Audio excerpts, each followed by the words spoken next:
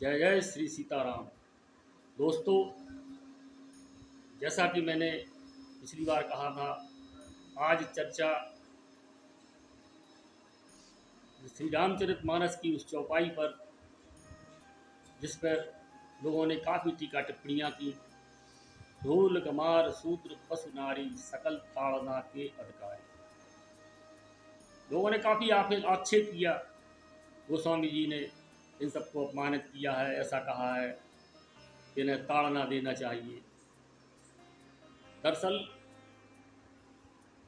गोस्वामी जी ने इतनी सरल भाषा में और सहज भाषा में रामायण को कहा है कि सीधा सीधा अगर आप उसको पढ़ें तो उसका सही अर्थ आपको समझ में आ जाएगा। मुझे लगता है कि इस चौपाई के बारे में लोगों ने जो कहा उसी को हमारे मनीषियों ने, विद्वानों ने पकड़ लिया और उसी के अनुसार जो है अर्थ होने लगा। मुझे लगता है कि अर्थ ही गलत हुआ है। कैसे? इसके लिए पूरा प्रसंग पे हम चलते हैं और पूरा प्रसंग समझते हैं। प्रसंग है, श्री रामचंद्र जी जब सेना सहित समुद्र के किनारे पहुंच गए तो समस्या आई कि विशाल समुद्र को कैसे पार किया जाए। इतनी बड़ी सेना को लेकर समुद्र के पार कैसे किया जाए, समुद्र के पार कैसे जाया जाए।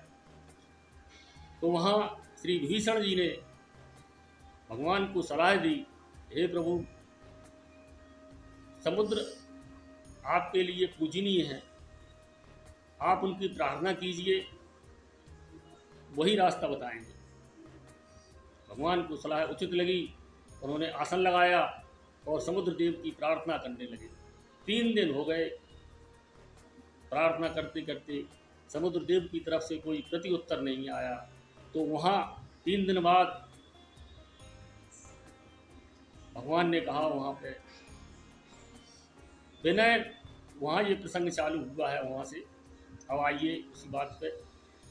विनय न मानत जलधि जड़ गए 3 दिन बीत, बोले राम सकोप तब भय बिन होए न प्रीत। एक एक अक्षर पे चलिए, मूल ये सारा अर्थ समझ में आ गया। लेकिन जलधि जड़, जड़ शब्द जो है उनके लिए प्रयोग किया जाता है जिनका जैसा स्वभाव है, जड़, जो स्थिर हैं, अपने आप को बदलना नहीं चाहते या बदल ही नहीं सकते।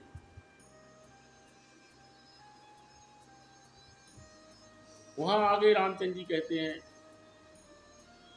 कि जैसे अगर लोभी को त्याग के लिए कहा जाए, कंजूस से दान के लिए कहा जाए, क्रोधी से शांति की बात की जाए तो वो मानेगा? नहीं मानेगा। तो इसी प्रकार ये समुद्र भी मान नहीं रहा है।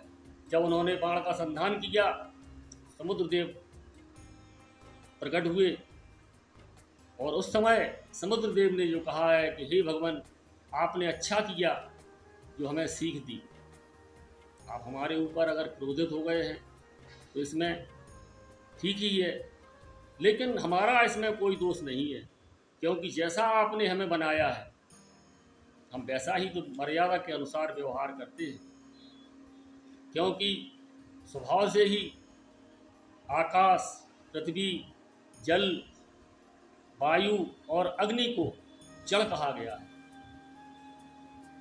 तो जैसा आपने हमें बनाया वैसा ही व्यवहार करेंगे। अगर अग्नि किसी को जलाती है तो क्या उसका उसमें दोष है? कोई दोष नहीं है, अग्नि का अधिकार ही जलाना है। हमारे व्यवहार से अगर किसी को कष्ट पहुंचता है तो इसमें हमारा कोई दोष नहीं है, हमारा अधिकार है, क्योंकि जैसा ही आपने हमें बनाया है। उसके आगे समुद्रदेव उदाहरण देते हैं, ढोल गमार शूद्र पशु नारी सकल ताड़ना के अधिकारी। ये अधिकार शब्द का प्रयोग यहाँ गोस्वामी जी ने किया है। तो इसका मतलब ये है, आप समझिए कि अगर इनकी वजह से किसी को कोई प्रताड़ना होती है तो उनका दोष नहीं है। जैसे ढोल का स्वभाव है शोर करना। दरअसल जो चर्चा हुई है कि ढोल को बजाने की बात नहीं, अगर ढोल बज रहा है तो स्वाभाविक है कि शोर करेगा वो। उस शोर से अगर किसी को प्रताड़ना होती है, किसी को कष्ट होता है, तो उसमें ढोल का क्या दोष है? उसका तो अधिकार है। अगर शोर नहीं करेगा तो ढोल कैसा? गमार, अगर किसी गंवार को नीति की शिक्षा दी जाए वो भड़क जाए किसी के ऊपर, तो शिक्षा देने वाले का दोष है, गंवार का कोई दोष नहीं है। अब आते हैं मूल बात पे जो ज़्यादा कहा गया है, शूद्र। दोस्तों, हमारी वर्णाश्रम व्यवस्था में 4 वर्ण कहे गए हैं, ब्राह्मण, क्षत्रिय, वैश्य और शूद्र। इनमें कोई ऊंचा नीचा नहीं है, लेकिन यहाँ देखिए इनको क्या अधिकार है। ब्राह्मण का कार्य है, कर्तव्य है, लोक कल्याण के लिए तपस्या करना, और उसकी वृत्ति जो मानी गई है कि भिक्षा वृत्ति से अपना जीवन यापन करे। अगर इसके विपरीत कोई ब्राह्मण के साथ व्यवहार करता है, वो ब्राह्मण अगर क्रोधित होता है, जैसे ब्राह्मण कोई भिक्षा ना दे, वो ब्राह्मण अगर अपना कार्य बंद करता है कि हम लोग कल्याण नहीं करेंगे, या भिक्षा ना देने पर कोई क्रोधित हो जाए तो उसका अधिकार नहीं है। अगर वो ऐसा करता है तो दोषी माना जाएगा, उसका अपराध है। क्षत्रिय का काम है युद्ध करना, रक्षा करना। युद्ध में अगर किसी को वो मार दे तो दोष नहीं है, लेकिन अगर कोई उसकी शरण में आए, युद्ध ना करे, इसके बाद अगर क्षत्रिय किसी को प्रताड़न करे, दोषी है, अपराधी है। वैश्य, यद्यपि वैश्य का काम व्यापार करना, धन कमाना है, लेकिन अगर धन को अगर ये कहेगा मैंने कमाया है, दान धर्म में ना लगाए, सत्कार्यों में, समाज की सेवा में ना लगाए, तो वो दोषी है। लेकिन शूद्र किनको कहा गया है? जो शारीरिक श्रम करके समाज के विभिन्न नाना प्रकार के कार्य करके समाज की में सहयोग करते, जैसे खेती किसानी है, उपकरण बनाना, मकान बनाना। अगर उनकी वृत्ति को कोई रोकने का प्रयास करता है और इस पर अगर वो क्रोधित होकर किसी को प्रताड़ित कर देते हैं तो वो दोषी नहीं है, उनका अधिकार है, क्योंकि वृत्ति आप नहीं छीन सकते। तो ये अधिकार के लिए उन्होंने कहा है कि अगर उनको कोई रोकने का प्रयास करे, छेड़ने का प्रयास करे, आपको थोड़ा जल्दी समझ में आएगा।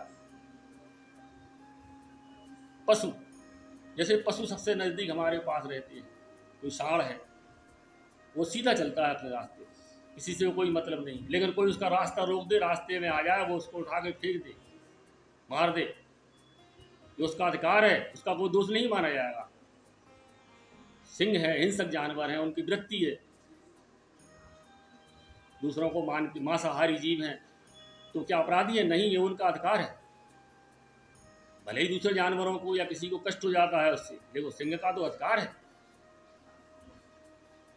नारी का कार्य, एक छोटा सा उदाहरण, लज्जाशील है नारी। अगर कोई उसकी लज्जा से छेड़छाड़ करता है तो उस पर हिंसा भी कर देती है किसी पे,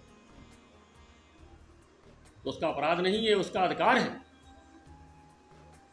तो इन सबको समुद्रदेव ने जो उदाहरण के रूप में कहा है कि हमारा अधिकार है प्रभु, अगर हमारी वजह से हमें कोई छेड़े, तो इसके बाद अगर किसी को हमारी वजह से कष्ट होता है, प्रताड़ना होती है, तो हमारा कोई दोष नहीं है। हमारी तो मर्यादा है कि समुद्र को कोई उल्लंघन ना करे। तो दोस्तों, कहना यही है, श्री गोस्वामी जी ने रामायण मुगल काल में लिखी थी। समाज की, ये हमारा पूरा हिंदू समाज गुलामी की अवस्था में था, दलित अवस्था में था, धर्म का ह्रास हो रहा था। उस समय जो भक्ति काल कहा गया है, अनेकानेक भक्त हुए हैं, सूरदास जी, रविदास जी, कबीरदास जी, तुलसीदास जी। तुलसीदास जी ने रामायण को सहज आम जन तक पहुंचाने के लिए सहज और सरल भाषा में भगवत कृपा से, स्वयं तुलसीदास जी कहते हैं भगवत की कृपा से ही राममानस की रचना हुई है। इसीलिए किया था कि आम जन जन तक रामचरितमानस पहुँचे, तो राम जी की मर्यादा, उनकी कथा से सबको संबल मिले और मिला भी। आज इतनी सहज और सरल भाषा में हम रामचरित जी के चरित्र को जान पाते हैं, उनकी मर्यादा को जान पाते हैं। इसके लिए उन्होंने इसकी रचना की थी। मैं एक उदाहरण छोटा सा और देना चाहता हूँ। दरअसल मानस को पढ़ें, समझें और सम्यक उदाहरण। कई बार प्रसंग मात्र से, प्रसंग में जो बात उन्होंने कही है, जैसे एक उदाहरण देना चाहता हूँ। जो विभीषण और हनुमान जी की मुलाकात लंका में हुई, तो विभीषण जी ने जब हनुमान जी महाराज से कहा कि अब हमें विश्वास हो गया है कि राम जी की कृपा हम पर है, क्योंकि उन्हीं की कृपा से आप जैसे संत के, रामदूत के हमें दर्शन हुए हैं, आप संत हैं। तो हनुमान जी ने वहाँ क्या कहा, प्रात ले जो नाम हमारा, ते दिन ताहे न मिले आहारा। जो हमारा प्रातःकाल नाम लेता है उसको उस दिन भोजन भी नहीं मिलता। तो ये उनकी नम्रता, उनकी विनयशीलता है हनुमान जी महाराज की। वो कहते हैं जो कुछ भी है सब भगवान की कृपा से, हम क्या हैं, कुछ नहीं है। तो क्या ये कहा जा सकता है, कोई कहेगा कि श्री तुलसीदास जी ने गोस्वामी जी हनुमान जी का अपमान कर दिया? नहीं दोस्तों, ऐसा नहीं है। ये विनयशील है, विनयता है, विनय। तो इस प्रकार की बातों पे ज़्यादा चर्चा मुझे लगता है नहीं करना चाहिए। एक बार मैं पुनः कहूँगा कि जो श्रद्धा रखते हैं रामायण में, पूर्ण आस्था भक्ति भाव से श्रद्धा रखें, कहीं संदेह ना करें, स्वयं मानस से विनय करें, सारे अर्थ सारी शंकाएं स्वयं मानस, श्री रामचरित मानस की ऐसी कृपा है हो जाएगी, सब कुछ आपकी शंका का समाधान हो जाएगा, आपके सारे भ्रम दूर हो जाएंगे, और जिनको नहीं मानना उनके लिए कुछ नहीं। तो इस प्रकार की चर्चाएं ज़्यादा करने की ज़रूरत नहीं है। हाँ, और भी कथाओं पे फिर चर्चा करेंगे आगे वीडियो में, क्योंकि कुछ लोगों ने कहीं कहीं ये भी कहा है कि राम जी ने इस मर्यादा, नहीं, भगवान श्री रामचंद्र जी ने मर्यादा का उल्लंघन कहीं नहीं किया। ऐसे प्रसंगों पे भी चर्चा करने का प्रयास करूँगा। दोस्तों, एक बात जो नहीं कहनी चाहिए मैं आज कहता हूँ, अगर आपको अच्छा लगे ये प्रसंग, इस प्रकार की चर्चाएं अच्छी लगती हों तो लोगों को आगे बढ़ाइए, सुनाइए। मैं चाहता हूँ कि छोटी बुद्धि का तुच्छ व्यक्ति, लेकिन इस प्रकार की चर्चाएं अगर आगे पहुँचें, लोगों के मन में जो शंकाएं हैं वो दूर हों, मानस के प्रति, हमारे भगवान श्री राम जी के प्रति सबकी आस्था विश्वास दृढ़ हो, तो उस चैनल को सब्सक्राइब करें और आगे भेजने का प्रयास करें। जय जय श्री सीताराम।